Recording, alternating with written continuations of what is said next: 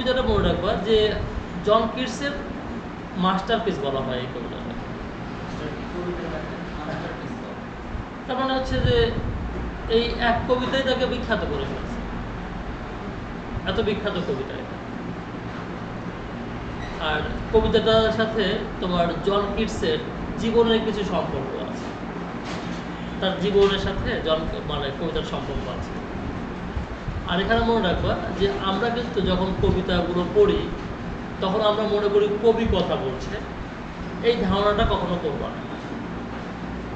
কবি নিজের কথা বলছে তা না, একটা স্পিকারের কথা কবি বলছে, একজন স্পিকার বা বক্তার কথা কবি বলছে। সবসময় যিনি কথা বলছেন উনি কবি না। এই কথা ক্লিয়ার? তার মানে আমরা যদি কবি মাঝে মাঝে বলেও থাকি, আমরা কবি মনে করবো না, মনে করবো একজন স্পিকার। উনি জন কিটস না, উনি অন্য কেউ। তাহলে লেখার সময় স্যার আমাদের স্পিকার লিখবে, আমরা কবি লিখবো না, আমরা দ্য পোয়েট লিখবো না। ঠিক আছে? বক্তা তার নিজের মনের কষ্ট ঘোষণা দিয়ে কবিতাটি শুরু করে, কিন্তু কবি কিন্তু বললাম না, কি বললাম? বক্তা। তিনি শারীরিকভাবে অসাড় বোধ করছেন। কেমন বোধ করছেন? ঝিমঝিম লাগছে শরীরের মধ্যে। এমন ঝিমঝিম করছেন যেন তিনি কিছুক্ষণ আগে মাদক নিয়েছেন। মদ খেলে আমার শরীর ঝিমঝিম করে না? ঝিমঝিম করে, তোমার আসে, মানে অবসরটা আসে, পুরো শরীরটা তোমার ওই থেমে যায়। বুঝতে পারছো কথা? এটা থামা থামা ভাব চলে আসে, এই জন্য তো মনটা করে। হ্যাঁ, থামলে তোমার অনুভূতিটা তোমার একটু স্পেশাল হয়, তুমি যেটা ভাবো শুধু সেটাই ভাবতে থাকো, অন্য কিছু ভাবনায় আসে না। আমি রাজা। বুঝছো কথা?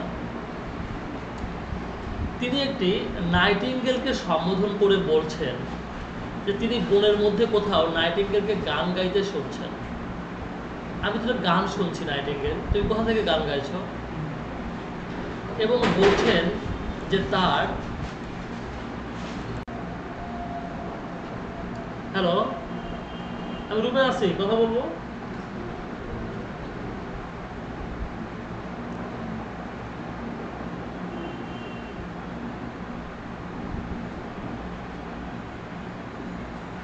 যে কথা বলছিলাম,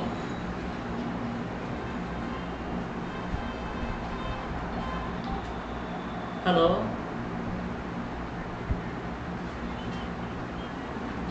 কয়টায়?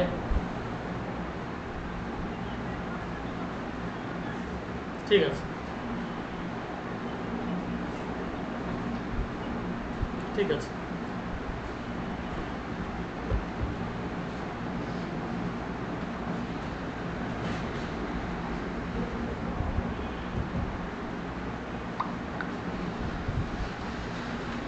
ওকে, খেয়াল করো, যেটা দেখছিলাম আমরা, কোথায় রাখলাম?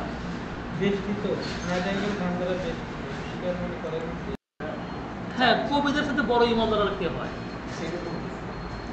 একজন কবি, সে তো সবচেয়ে বড় ইমানদার। নবীর পরেই কবির স্থান। বুঝলেন? নবীকে আল্লাহ যে শক্তি দেয়, প্রায় প্রায় সেরকম শক্তি দেয় হচ্ছে কবিকে।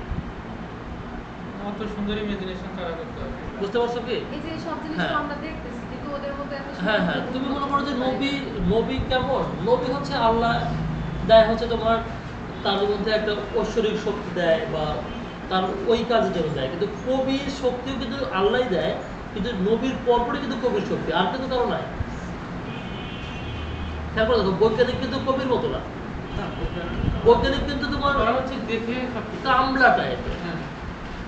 বৈজ্ঞানিক কি করে? বৈজ্ঞানিক আরো যে খুব বড় আবিষ্কারক, কিন্তু ওর বুদ্ধিমত্তা কি খুব উন্নত মানের? বৈজ্ঞানিকের বুদ্ধিমত্তার চাইতে বৈজ্ঞানিকের ধৈর্যটা বেশি গুরুত্বপূর্ণ। একটা জিনিস বারবার ব্যর্থ হওয়ার পরে বুঝছো না? সেটা পরিকল্পনা করবে, সেই পরিকল্পনা লেগে থাকবে, এইটা হচ্ছে তার কাজ। আর কবি যেটা করে, কবি করে হচ্ছে নবী যেমন একেবারে অন্ধকার থেকে আলো বের করে নিয়ে আসে, এটা নবীর কাজ। আর কবির কাজ হলো নাই থেকে হাই বের করে নিয়ে আসে, কিছুই নাই সেখান থেকে সে বের করে নিয়ে আসে, এটা কবি পারে।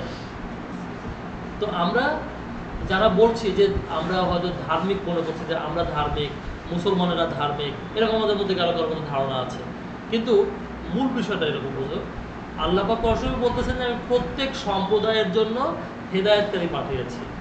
কার জন্য? প্রত্যেক সম্প্রদায়ের জন্য। তাহলে কি শুধুমাত্র আমরা বলতে পারি যে আমরা মুসলমানরাই শুধু হেদায়েত হচ্ছি? প্রত্যেক সম্প্রদায় বলতে উনি কাকে বোঝাচ্ছেন? উনি সব সম্প্রদায়কে বোঝাচ্ছেন, ঠিক আছে? তো আমরা যাদেরকে বলছি যে এরা নাস্তিক, বলছে না এরা নাস্তিক, তাহলে ওরা নাস্তিক কিভাবে থাকে? আল্লাহ ওদের জন্য হেদায়েত করে পাঠাইছে, তাহলে ওদের মধ্যেও কিছু লোক আছে যারা বেঁচে যাবে। আল্লাহ চাইলে মানে আল্লাহ তো অবশ্যই চাইবেন। সব সম্প্রদায়ের জন্য আল্লাহ কি চাইছে? পাঠাইছে, হেদায়েতকারী পাঠাইছে। তাহলে ওই হেদায়েতকারী যার হেদায়েতকারীর কথা যে শুনছে সে তো যাবেই বেহেশতে। তাহলে ওই হেদায়েতকারী কিন্তু আমাদের মধ্যে থেকে যায় নাই, ওদের মধ্যেই আছে। আমরা যেটা মনে করতেছি যে হেদায়েতকারী বলতে শুধু আমাদের মধ্যেই আছে, আমাদের নবী আউলিয়া তারাই হেদায়েতকারী, ওদের মধ্যে হেদায়েতকারী আছে। কি কথা ক্লিয়ার? আর আমাদের কনসেপ্টটা কি যে আমরা যেভাবে করতেছি এইভাবে আল্লাহ খুশি হয়, এটা বলতেছি আমরা, তাই না? আল্লাহ পছন্দ করে। আল্লাহকে যে অন্যভাবে ডাকতেছে যে আল্লাহ সেভাবে খুশি হয়, তোমার সমস্যা কি? কোন সমস্যা আছে কি? সেটা আমরা জানতেছি কি? এটা তো আমাদের বিষয় না। আল্লাহ আমাকে আমাকে আল্লাহর কাছ থেকে শুনে এসে আমার যে নেতা সে বলছে যে তুমি এইভাবে করো, আমি করতেছি, বুঝো নাই? আল্লাহর কাছ থেকে শুনে এসে আর একজনের নেতা বলতেছেন তুমি এইভাবে করো, ও ওইভাবে করতেছে, তাহলে তো দুজনই ঠিক, বোথ আর রাইট, ঠিক আছে? তো এখানে এই যে আমাদের মানে স্বল্প জ্ঞান থেকে আমরা মাঝে মাঝে এই মানুষগুলোকে বিচার করার চেষ্টা করি, ঠিক আছে? এটা উচিত না, উচিতই না।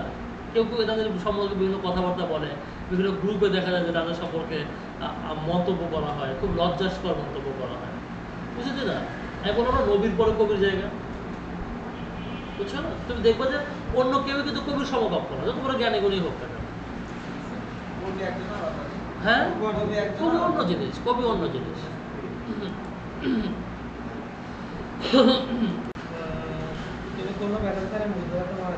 হ্যাঁ, নাইটিঙ্গেলের গান শোনেন, তিনি বলেন যে তিনি প্রায় কি করেছেন, তিনি বলেন যে তিনি প্রায় মৃত্যুর অর্ধেক প্রেমে পড়ে যান, অনেকবার মৃত্যুর কোমল নাম ধরে এসে ছড়ায় ছড়ায় গানে গানে মৃত্যুকে ডেকেছেন। নাইটিকে যারা বেষ্টিত স্পিকার মনে করেন যে আর ওই সমৃদ্ধ তিনি কোনো ব্যথা ছাড়াই মধ্যরাতে মরে যেতেন। তিনি বলে যে আমি মরে যাবো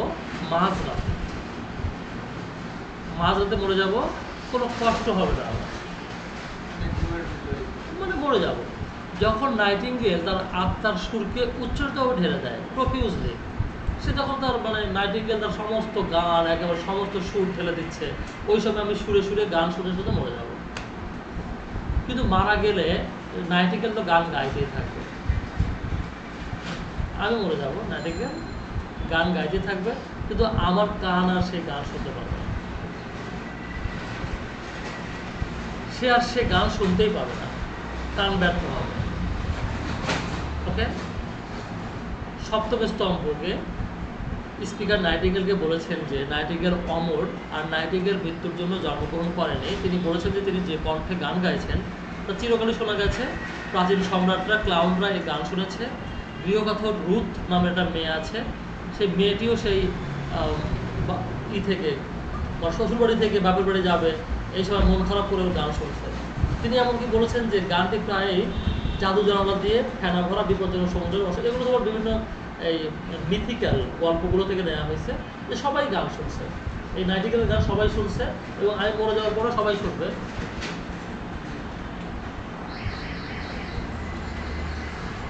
অষ্টম স্তবকে উনি বলছেন, সে সেটা কথা বলে ফরলর্ন, কি বলে বলতো?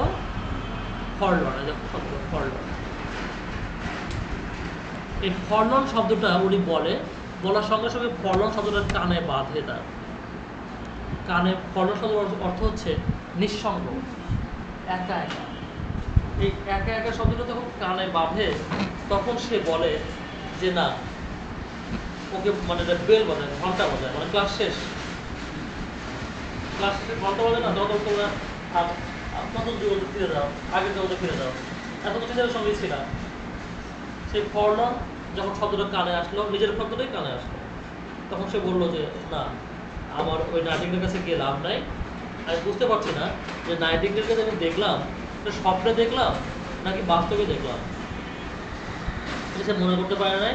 সে বলতেছে যে সে বুঝতে পারছে না সে জেগে আছে নাকি ঘুরে আছে। কবিতা শেষ।